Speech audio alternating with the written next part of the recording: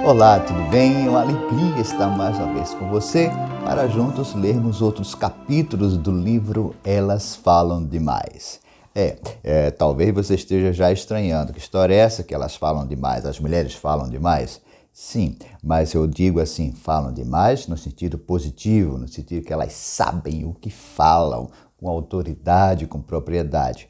Elas falam demais, sim. E nós encontramos 181 nomes de mulheres na Bíblia. 181 nomes de mulheres. E nós escrevemos, então, esse livro em 2 volumes. Você poderá adquiri-lo na editora CRV e usar para seus estudos, usar para a sua devoção pessoal, usar para a sua curiosidade sobre a Bíblia, quem sabe até para uma pós-graduação. Por quê? Porque não tem, eu acredito que não tenha um livro semelhante a este com a história de 181 mulheres. Nós agradecemos desde já ao pastor Shirley o prefácio amoroso que ele fez. Ele é psicólogo, ele é mestre e ele fez um prefácio maravilhoso. Obrigado, pastor Shirley, um grande abraço. Vamos então para mais umas histórias das mulheres que estão na Bíblia. Quero começar o vídeo de hoje falando de Axa e também de algumas mulheres que foram mortas por causa de uma capa. Mulheres mortas por causa de uma capa. Axa significa enfeite para o tornozelo. Algumas jovens, algumas mulheres usam esses enfeites para o tornozelo, lá no tornozelo. Já vi isso na praia, já vi isso em alguns lugares. Você pode acompanhar essa história em Josué 7, capítulo 8 e capítulo 15. Josué capítulo 7, capítulo 8 e capítulo 15. Em Josué capítulo 7 e 8, nós vemos mais uma vez um texto que nos causa espanto. Depois de tomar Jericó, a próxima cidade a ser vencida chamava-se Ai. Josué usa o mesmo esquema que usou lá em Jericó.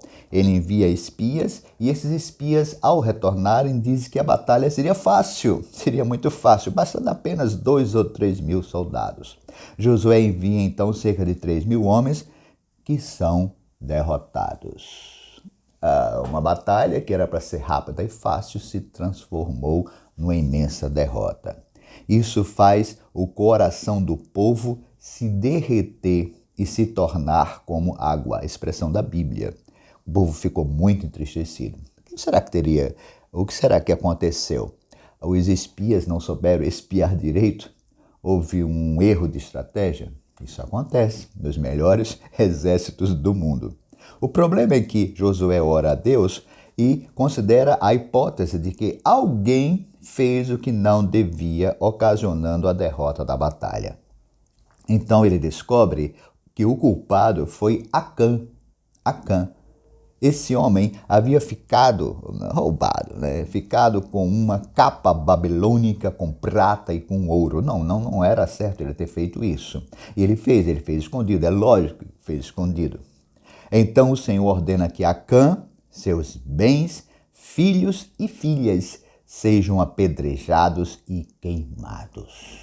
A gente fica espantado, como era dura a lei naquele tempo. A gente reclama do nosso tempo hoje, não é? Reclama do século XXI, reclama das leis do Brasil, reclama muito do judiciário do Brasil, mas ai de nós se não fossem essas leis que hoje existem, porque no passado a coisa era dificílima.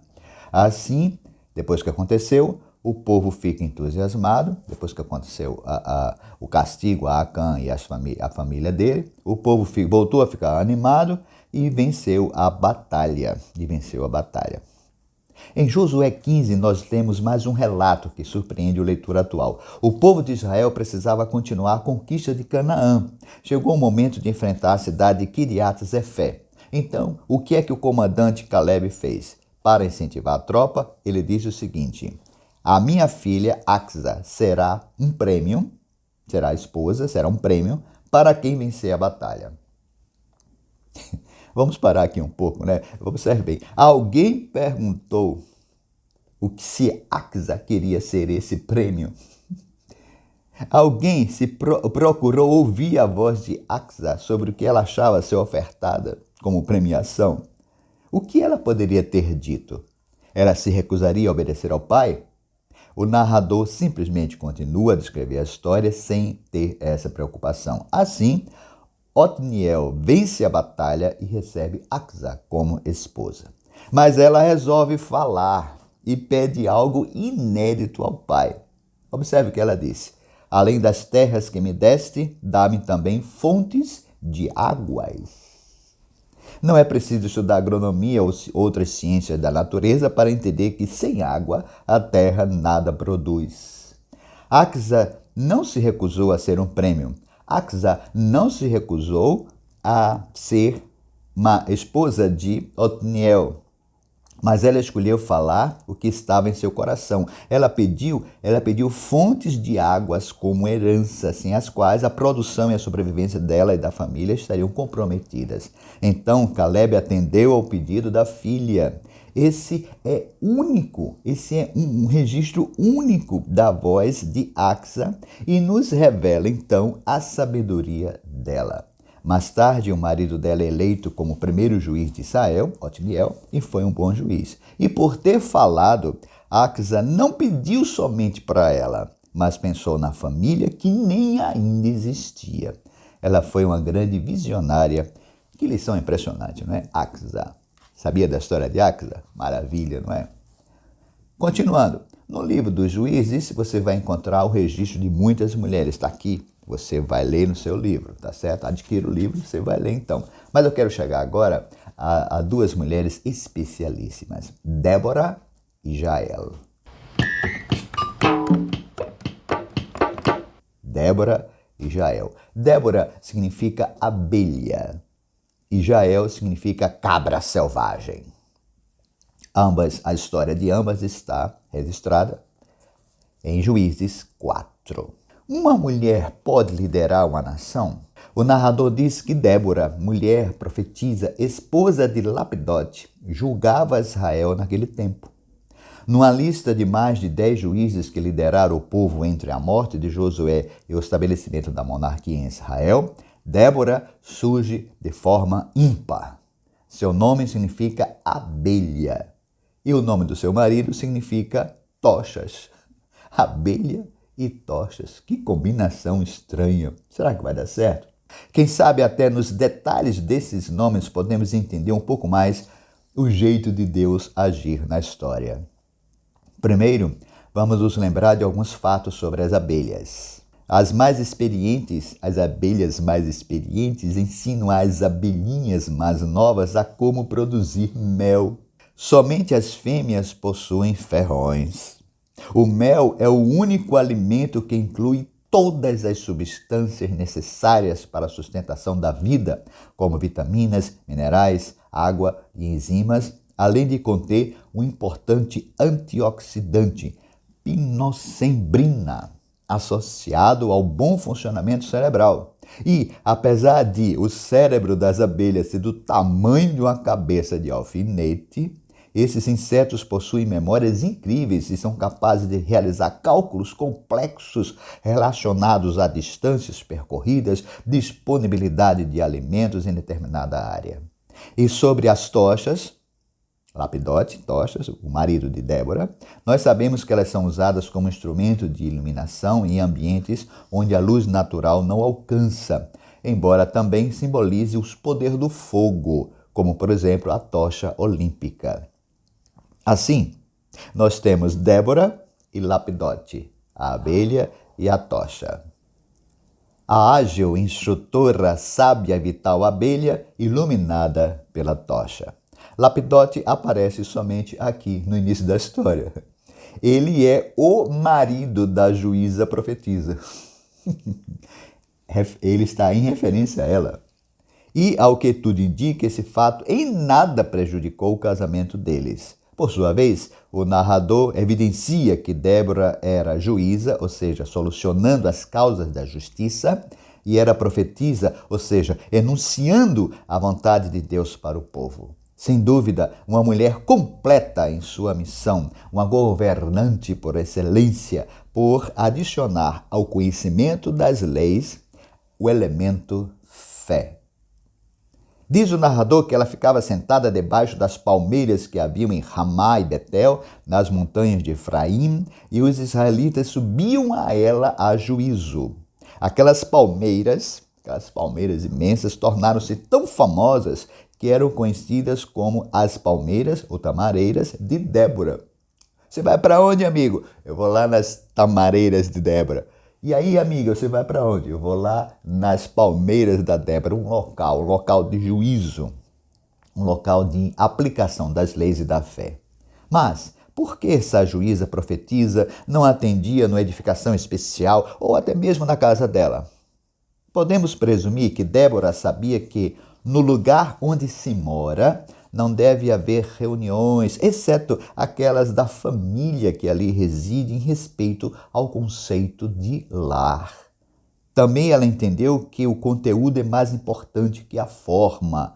Por isso que jogamos no lixeiro as embalagens e usamos os conteúdos. E mais, as aparências passam, as máscaras caem, mas a verdadeira justiça é perene. Ao ar livre, Débora recebeu o povo que a procurava para solucionar questões sociais da aplicação da lei. Quem sabe justamente a simplicidade de estar debaixo de palmeiras tenha facilitado o acesso das pessoas à sua governante, inclusive as mais humildes. Lembro agora que em determinada igreja onde eu fui pastor, queriam fazer reuniões lá na casa pastoral. E eu disse, não, a casa pastoral é uma casa, é um lar. Aqui reside uma família, eu, a esposa e os filhos. Não é local de reunião. Local de reunião sobre assuntos da igreja é na igreja. Aliás, local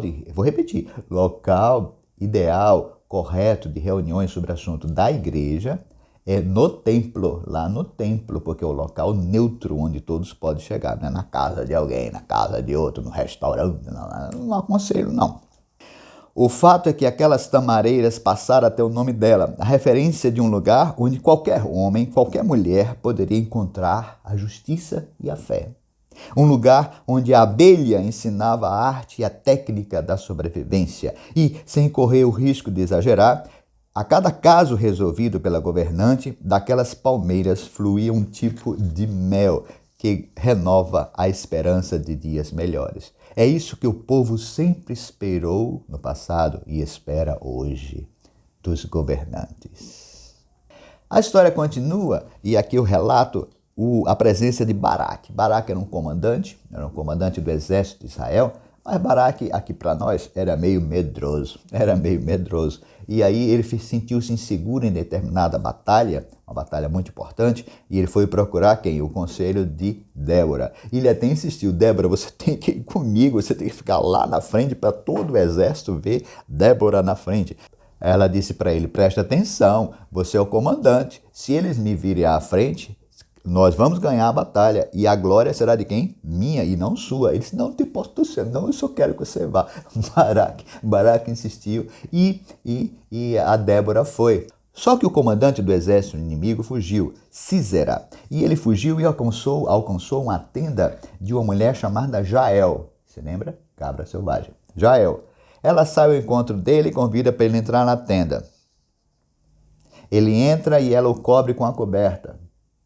Era tudo que Sísera mais desejava naquele momento, porque ele estava muito cansado, muito cansado. Que coisa maravilhosa, né? Eu estou fugindo, tem um exército atrás de mim e eu chego aqui nessa tenda e essa mulher, que mulher maravilhosa, eu peço água, ela me dá leite. Eu pedi para ficar escondido, ela me disse, pode deitar aí, eu vou cobrir você. Quando a oferta é demais, você sabe o final desse provérbio. Aí, quando ele estava deitado, dormindo, sem menos esperar, Jael vai e crava-lhe uma imensa espada, matando o general inimigo. Quando Baraque chega, o general de Israel, o comandante de Israel, e Jael diz para ele, não se preocupe mais não, o seu inimigo está ali na tenda, mortinho da Silva. Jael, que mulher valorosa, que mulher corajosa, muito corajosa. Talvez você nem tinha sabido da história de Jael. Vamos para mais uma história? Ainda no livro de Juízes, capítulo 16, a história de Dalila. Eu acredito que essa você saiba, já foi feito filme, peça de teatro, já se escreveu livro sobre Dalila.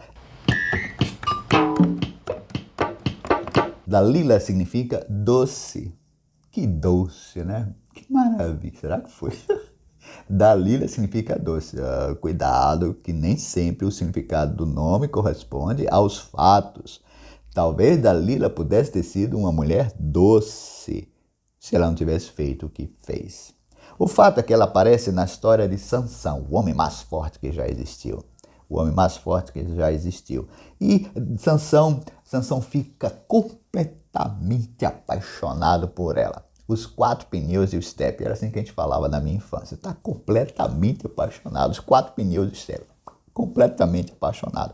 E aí Sansão vai conviver com Dalila e aquele amor imenso. Só que tem uns detalhes que precisam saltar aos nossos olhos. A doce Dalila e Sansão iniciam um ardoroso romance. Ela diz: declara-me, peço-te, em que consiste a tua grande força e com que poderias ser amarrado para te poderem afligir. Que tipo de pergunta é essa?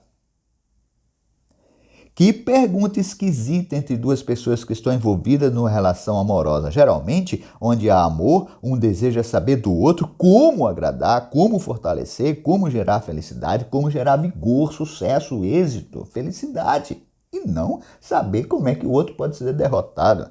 Sansão foi muito besta. Era para desconfiar desde aqui. Porque é isso. Você quer saber onde é meu ponto fraco? Mas não desconfiou e continuou, e veio aquela série de acontecimentos. Você vai ver na sua Bíblia, em Juízes 15, e também aqui no livro, tá certo? Se você quiser ver também aqui no livro. O fato é que Dalila aprontou feio, os filisteus chegaram e prenderam Sansão.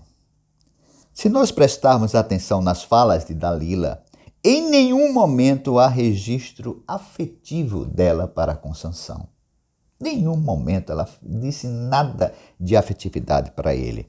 O narrador diz que ele se afeiçoou por ela, porém não cita qualquer reciprocidade.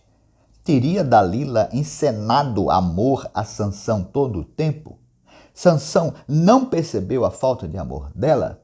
Teria Sansão confundido sexo com amor?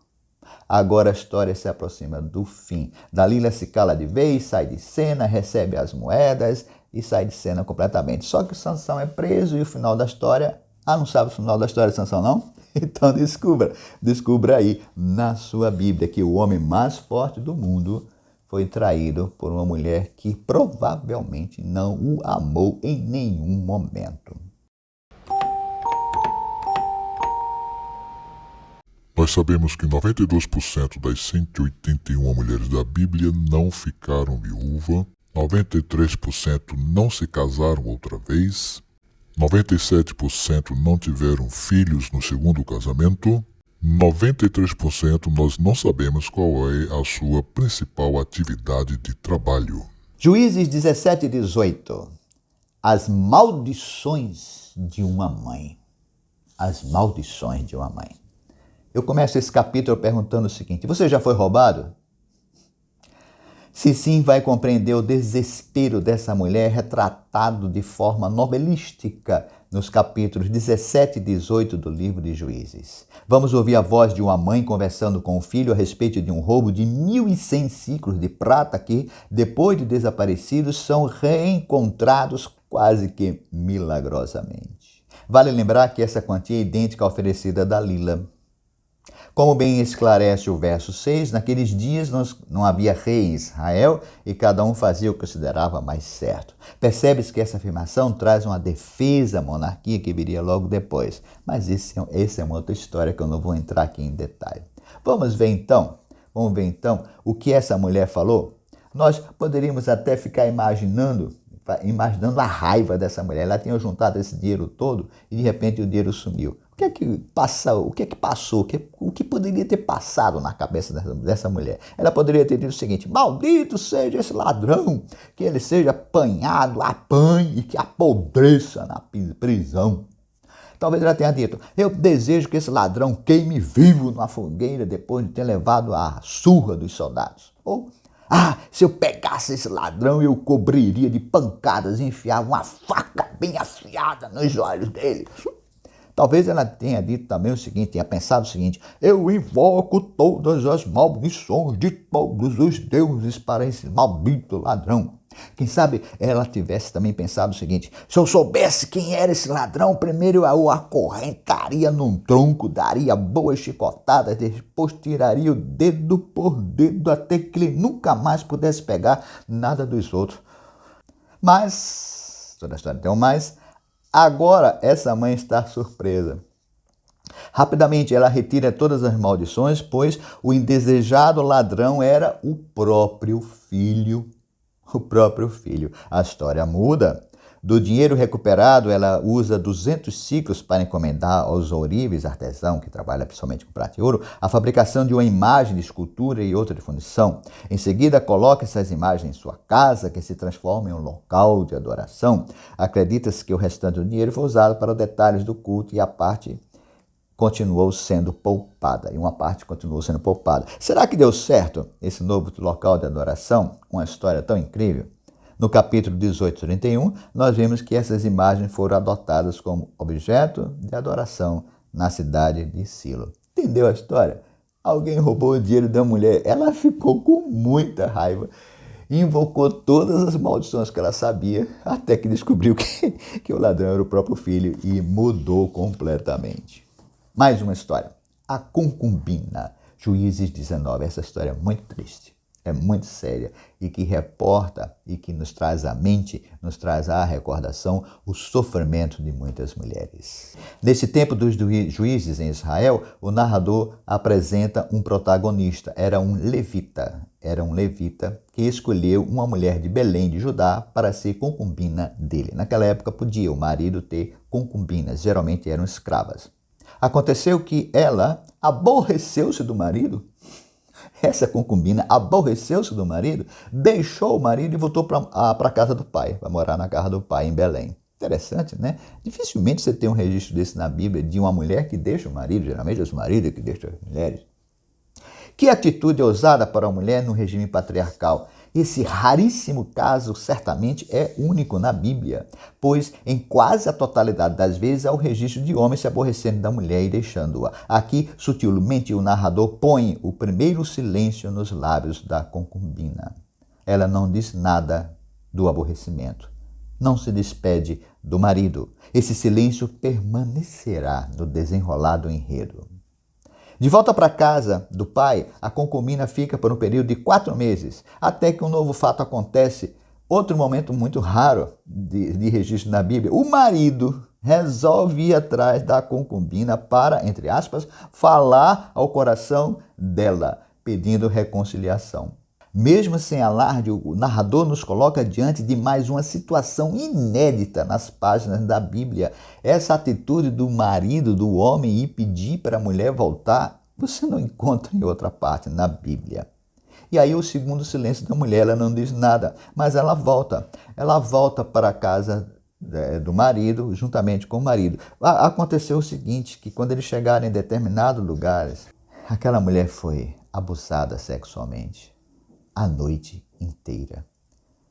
Eu não quero nem contar o final da história. Descubra o trágico final da concubina em Juízes 19, que retrata, mais uma vez, como eu disse, a violência que sempre foi praticada contra a mulher. Agora eu quero falar de Noemi, Ruth e Orfa. Não, agora não. Eu vou deixar para o próximo programa, porque falar de Noemi, falar de Ruth, falar de Orfa, precisa de um programa, de um vídeo especial. Fique conosco, continue, assine o canal, compre seu livro, Editora CRV. Vamos juntos aprender muito mais sobre as 181 mulheres da Bíblia. Um forte abraço, Deus nos abençoe.